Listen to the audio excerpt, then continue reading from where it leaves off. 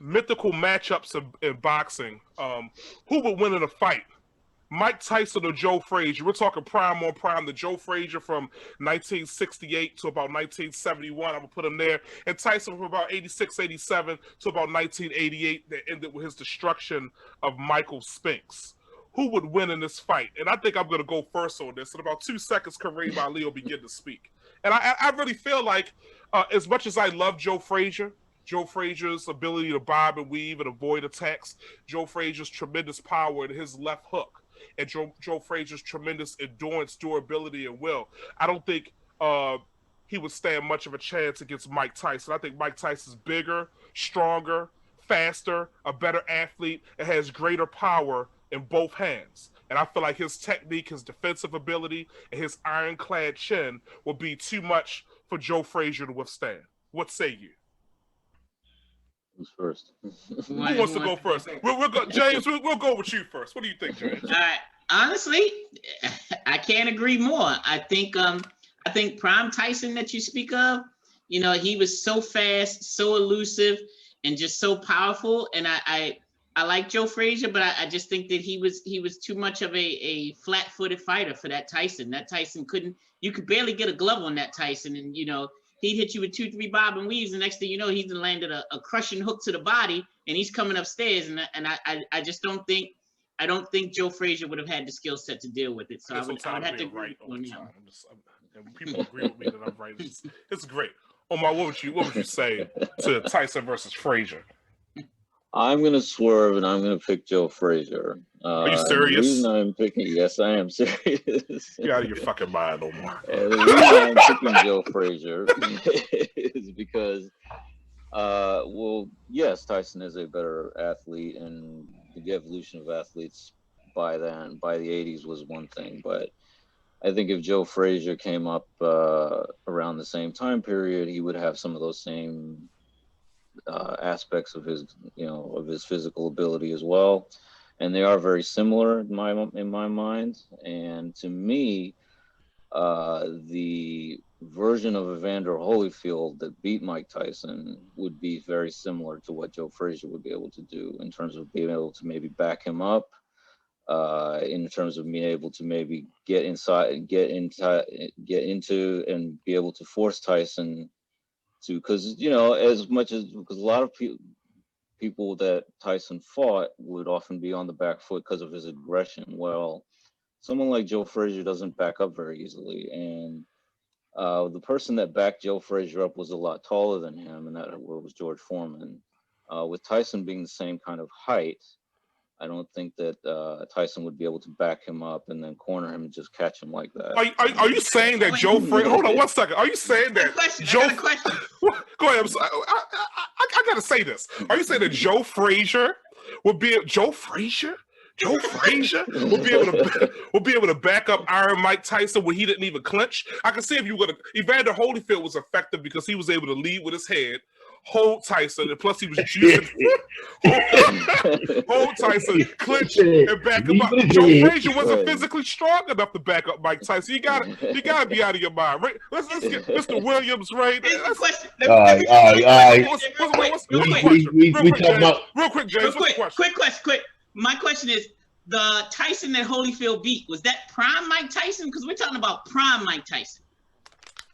Oh, that's prime Mike Tyson, but the level of fighters that Mike Tyson fought doesn't really compare to the level of fighters that Joe Frazier fought. So wait a minute. Joe Frazier, who got knocked down twice by Oscar Bonavenia, 8 times by George Foreman, who beat Doug Jones and beat Jimmy Ellis to vacate the title, when Ali vacated the title to win the championship. You think Mike Tyson is losing to any of those fighters? He's walking through them. Maybe He's not. walking through them. So when you talk about level of fighter, come on, it's top heavy. He fought an Ali that wasn't the Ali that we discussed in the last episode, the 1967. Yeah, but it was a flat-footed Ali. Come on. But that era is much stronger than the era Tyson fought in.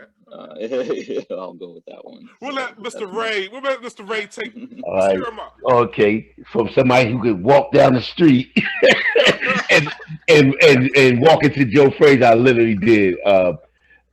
Joe Frazier, he looked like even at that time, he looked like because he had his gym right up on North Broad and walked past. He's out there washing his Cadillac, looking like an old numbers runner, look like Macaroni Tony. But I'm looking like, is this Joe Frazier? But Joe was a slow starter. That's the problem.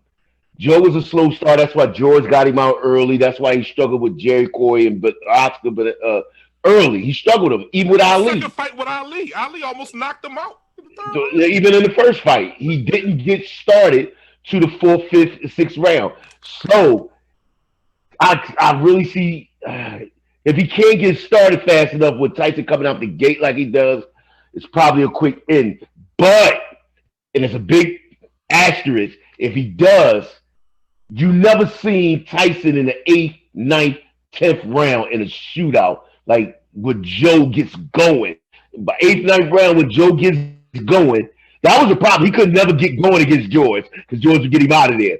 And if he could get going with the head, the moving, and the head body work, he'd have been a problem for Tyson. But he starts so slow, and Tyson starts so fast. His Achilles heel would have been his Achilles heel.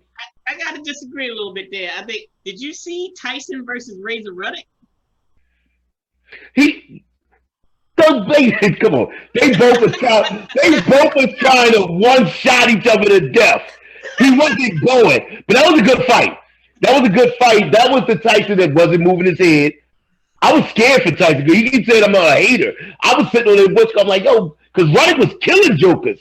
Like when he did the Michael Dokes of them cats, he was decapitating people's head off. But Mike, he was standing straight and eating those big hybrid uppercut hooks that Ruddock would throw, and he was throwing them back. They both was just trying to one-shot each other to death outside the fight. Tyson really ain't put together any combination, and Ruddock certainly ain't put together no combination. So, but you talk about combinating fighting with Joe, got everything moving, head, body, moving his head, putting his head in your chest. That doesn't start to 5 rounds and over. He wouldn't make it that far because Mike Tyson would have. I'm not saying. I believe that. I believe that. As much as I want to beat his baby boy, it would have been like a. That's what I was getting ready to say when you started. Because I was late, I would have jumped in. I said, so you just think you're gonna do it like he did Marvis? No, I don't believe that. But I do believe that. But he possibly could because he starts so slow. And a Tyson uppercut, I think Joe gets up like he did against George, but. He don't go to sleep like Marvis. I think technically it kind of looks a little like. I want to say Joe because he's from North Philly, but say Joe because being objective, he just even gets Corey and Oscar and Ali. He starts so slow. Do you see? Everybody's got a plan. He starts so slow. I would love to see Joe and Tyson in the 6th, 7th, 8th, 9th, 10th round, but I don't think he gets there. Yeah, I think technically it would kind of look like when Tyson fought Buster Mantis Jr. and Buster Mantis had his head in Tyson's chest. Tyson couldn't get any space to land his shots because he was smothering his punches. When Tyson stepped out and angled out, he was able to catch him.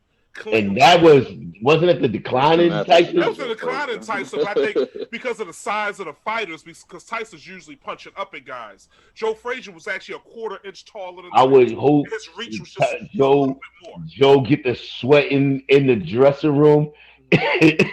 Maybe because they didn't do that back then. Like now you see the guys in the back, they hitting the mitts warming up. Back then they would just jump around and try to stay loose.